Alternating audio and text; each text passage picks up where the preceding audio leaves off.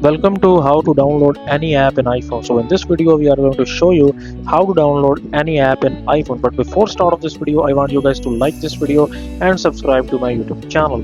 So to download apps in iPhone, there is this application where it says App Store.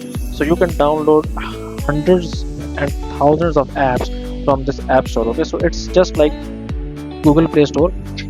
If you have switched from Android to iPhone, on there you had Google Play Store, and on iPhone you will have App Store. Okay, so if you want to download any app or any game, you can just come to this application App Store and you can download it from here.